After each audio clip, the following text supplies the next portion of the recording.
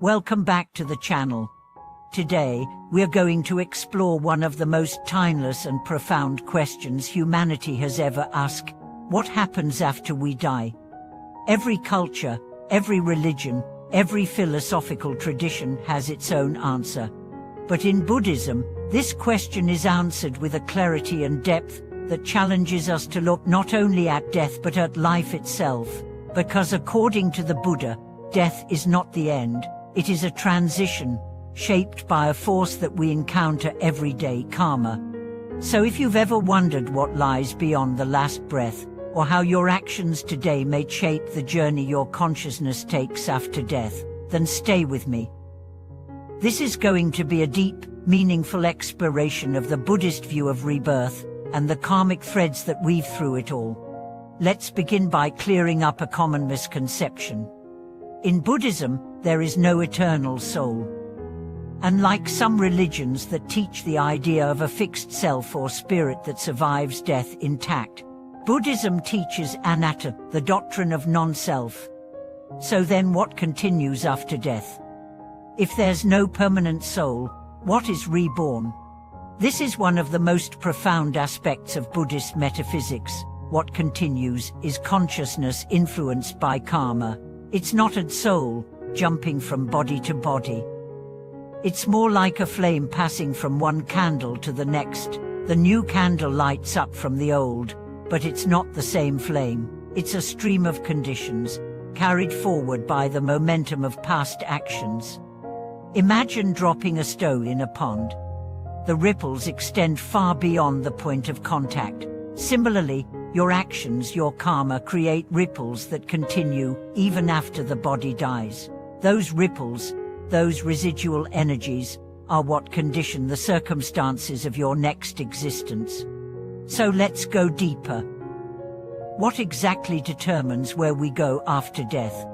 According to Buddhist teachings, particularly in the Theravada and Tibetan traditions, the quality of your karma at the time of death, especially the last thought or state of mind, plays a critical role. That doesn't mean one single thought cancels a lifetime of actions, but it does mean that the mental state you die with can strongly influence the trajectory of your next rebirth. This is why Buddhists place such importance on dying consciously. If you die with peace, gratitude, and clarity, you are planting powerful karmic seeds. If you die in confusion, fear, or anger, those states may carry into your next life. That's not superstition, it's karmic continuity. It's cause and effect. Let's explore the possibilities.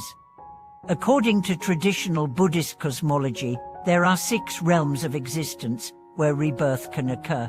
The God realm, pleasure and power, but ultimately impermanent.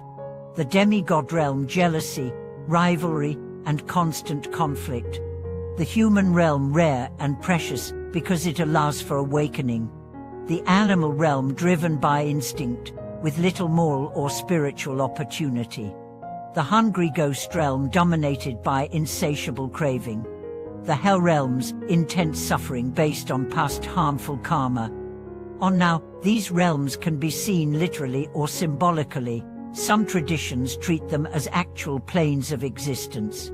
Others see them as metaphors for psychological states we cycle through, even within a single lifetime. Ever felt like you were in a hell of your own making? Or like you were trapped in a cycle of craving that nothing could satisfy? That's karmic rebirth, right here and now.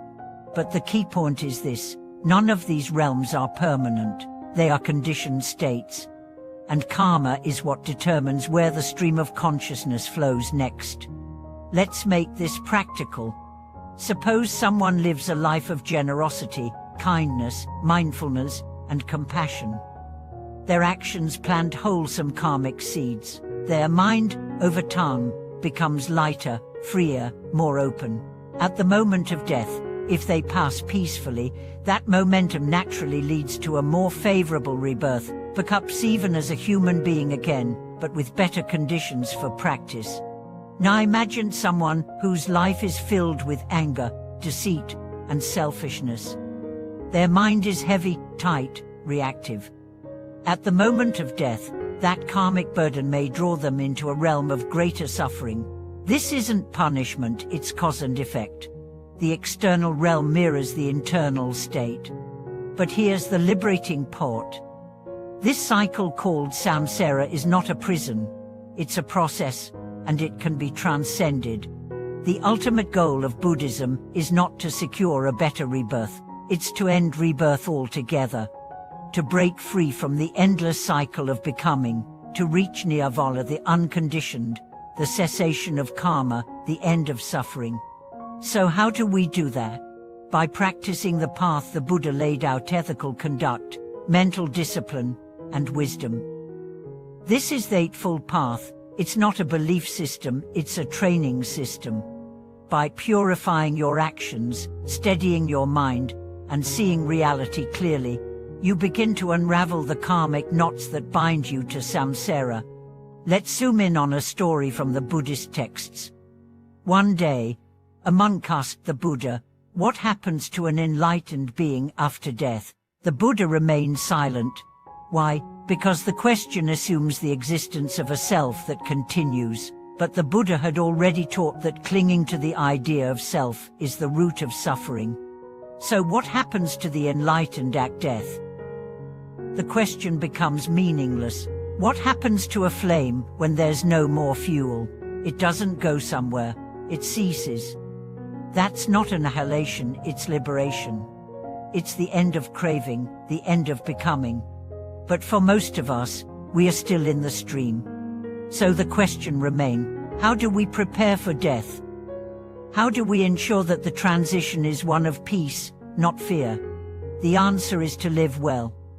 Because how you live is how you'll die. If you cultivate mindfulness now, it will support you in your final moments. If you live ethically now, you won't die with regret. If you practice compassion now, you will die with love in your heart, not fear. There's a Tibetan Buddhist practice called Phowa, or the transference of consciousness. It involves visualizing the consciousness leaving the body at death and entering a pure realm. But the key is preparation. It's not something you do at the last minute. It's a lifelong practice of releasing attachment and aligning your mind with clarity and compassion.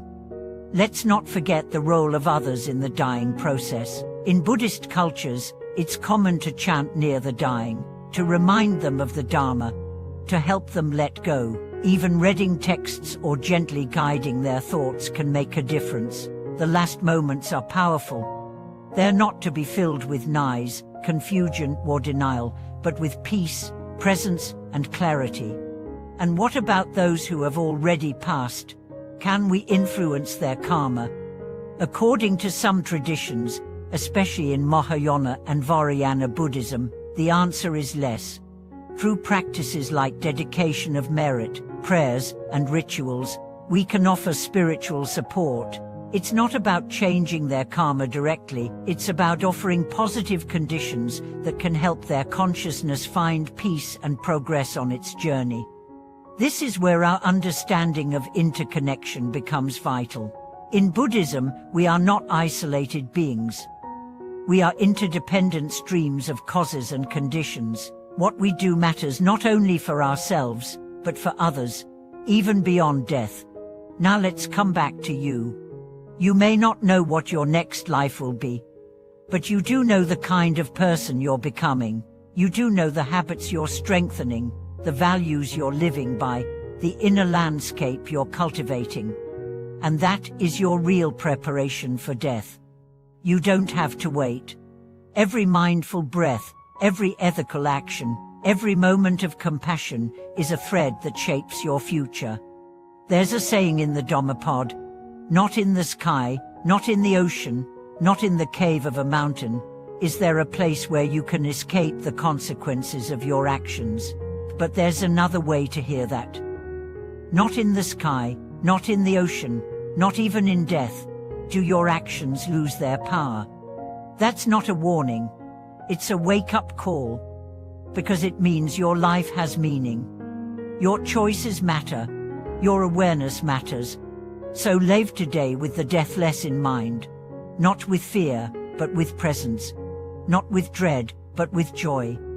The next life begins in this one, and you have everything you need to make it one of peace, purpose, and wisdom. Thank you for being here. If this video resonated with you, please share your thoughts in the comments. What are your beliefs or experiences around death and rebirth? Have you found comfort or transformation in Buddhist teachings? If you haven't already, subscribe to the channel, like the video, and share it with someone who might benefit. Together, let's live this life deeply. Let's prepare for death wisely, and let's walk the path with compassion and courage, one mindful breath at a time.